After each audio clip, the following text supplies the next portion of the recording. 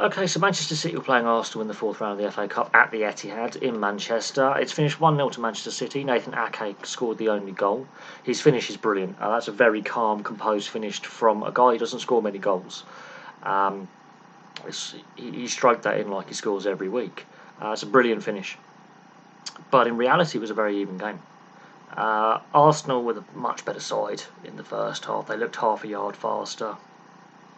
They looked a little bit more hungry for the ball.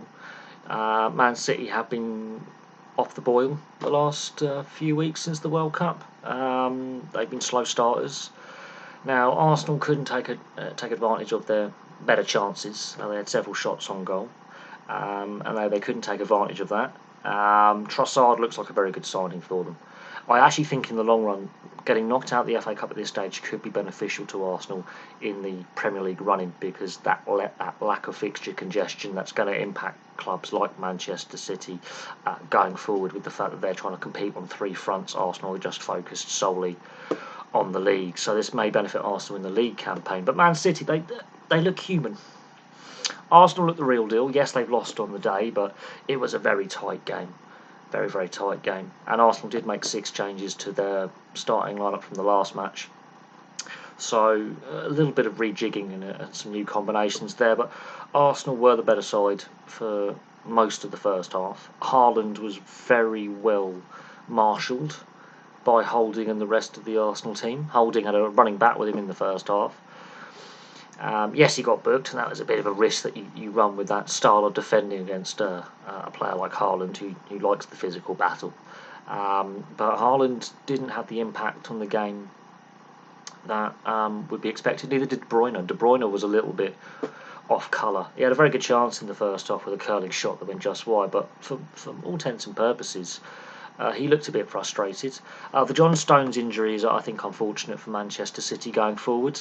Yes, they've got some very good defenders in their squad, but John Stones, he struggled with fitness in recent seasons. That's he had no injury that he's picked up. Hopefully, it's not a serious hamstring strain, but that's going to keep him sidelined for a few weeks, I would have thought.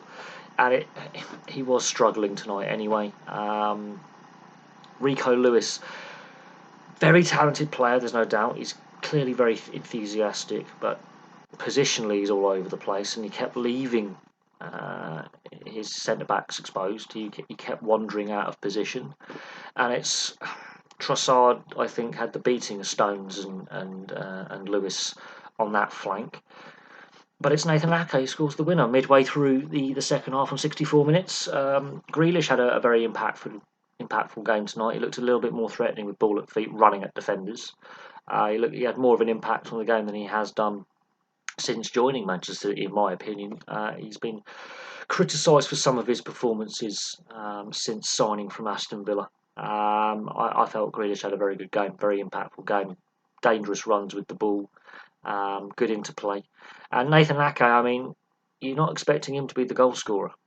And it was a very well taken goal. That is a very comfortable, confident finish. He must obviously do it a lot in training.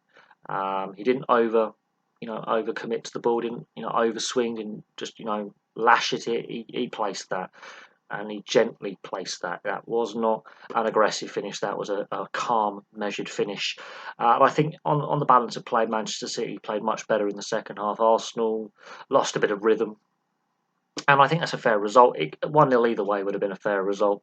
I was worried that this could have been a very more cagey affair. Yes, there was some stop-start to it. But when Arsenal put their passing moves together, they looked very, very threatening. And they just couldn't get a goal on the night. But Man City, they can score. These are the 2 top goal-scoring teams in the Premier League. 1 goal on the night. So a bit cagier than they would normally be.